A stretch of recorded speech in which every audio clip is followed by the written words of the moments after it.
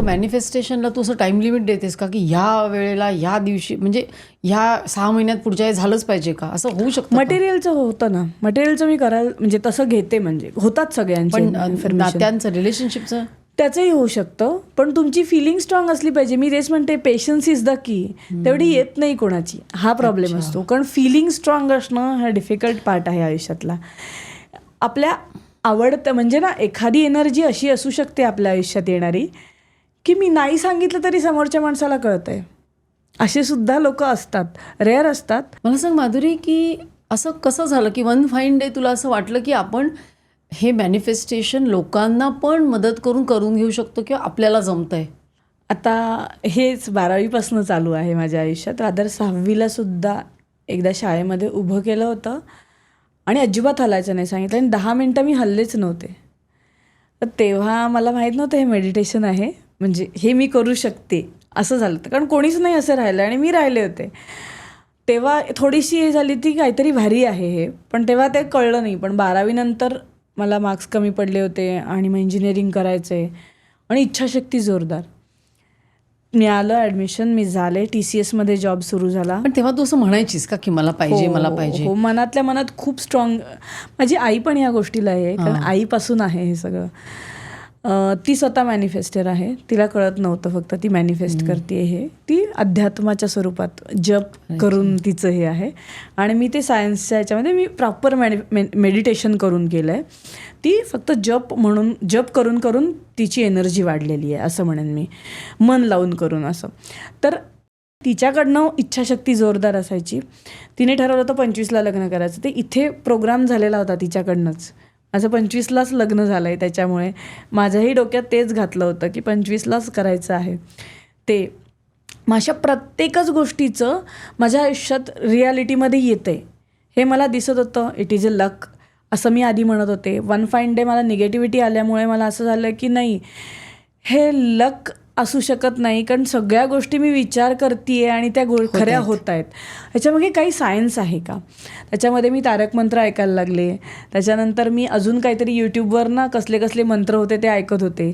आणि one fine day मला law of अट्रॅक्शनबद्दल कळलं. तेच जे मनात विचार करतं ते समोरून युनिवर्स दाखवतं, तसा प्रकार झाला.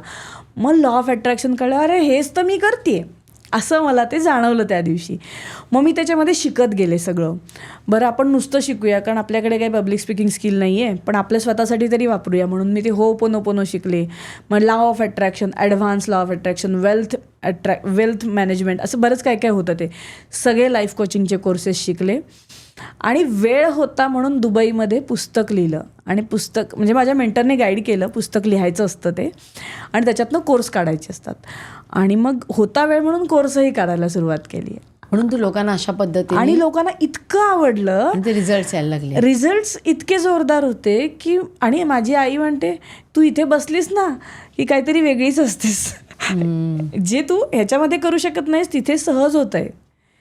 आणि मग ते झालं की मी शोधत होते माझ्या आयुष्यात मी सहजपणे काय करू शकेन, मला काय येतं आहे, मी कशात चांगली आहे. कारण सगळ्यांनी ठरवूनच टाकलं होतं मी कशातच चांगली नाही आहे, आजूबाजूच्या लोकांनी, आई सोडून, आई आणि भाऊ सोडून. मग ते असं होतं की सपोर्टमध्ये कोणीच नाही आहे, पण मला माहिती आहे मी आहे आणि माझ्यामध्ये काहीतरी आहे, पण काय आहे ते कसं. मग मी सगळ्यात रिस्क घेतल्यात पहिल्या दिवसापासून की if you are not believing that's your problem, असाच मी विचार केला. मला माझ्यावर विश्वास आहे, मी काहीतरी करणार.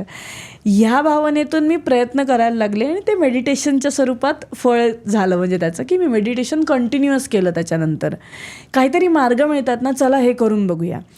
त्या मेडिटेशनमधनं विजडम आयुष्यातला, म्हणजे जगणं, आनंदमय जगणं हा आयुष्याचा भाग आहे ना, की प्रत्येक गोष्टीचं टेन्शन घेऊन जगलं पाहिजे हे कळलं. आणि त्यातून मला लहानपणापासूनची एक बाळकडू असं की माझे सख्खे काका डॉक्टर, माझे बाबासुद्धा पॉझिटिव्ह.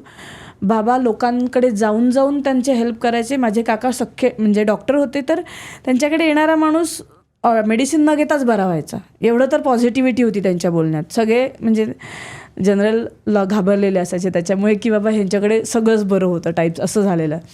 हे मी लहानपणापासून बघितले. म्हणजे हे काहीतरी आहे, हे तिथे कुठेतरी होतं. माझं काहीतरी असलं पाहिजे अस्तित्व.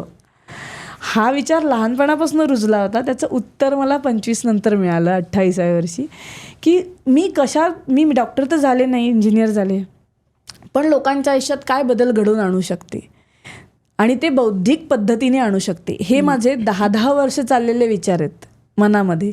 शेवटी ते आले, ते फायनली ते रिअलमध्ये Manifest आले झाले. आणि मॅनिफेस्ट झाले बेसिकली. सो अशा तो विषय आहे आणि ते आता पुढच्या लेवलला म्हणजे नेक्स्ट जात जातं की मला हे करायचं आहे आणि मग मी त्याच्यात रमते. म्हणजे मी हा वेळ कुठे गेला याचं मला काही वाटतच नाही, की मजा येते बोलायला किंवा लोकांच्या आयुष्यात बदल करायला आपल्याला जमते. आवडते. आपण गिफ्टेड आहोत किंवा थोडीशी प्रॅक्टिस करून ते गिफ्ट अजून वाढवता येते, असं झालं आहे. कन्सिस्टन्सी नक्की आहे याच्यामध्ये, असं नाही म्हणणार, पण त्याच्यासाठी सुद्धा यू शुड बी चूजन असं सुद्धा कधी कधी म्हणावं लागतं त्याच्यामध्ये, की तसं असल्याशिवाय होत नाही. दोन्ही घरचे बॅकग्राऊंड पण तसेच आहे, तिथूनही आलेलं आहे ते. ही क्लिप शेवटपर्यंत बघितल्याबद्दल खूप खूप धन्यवाद. संपूर्ण एपिसोड बघण्यासाठी खाली दिलेल्या लिंकवर क्लिक करा आणि सर्व काही चॅनलला सबस्क्राईब करायला विसरू नका.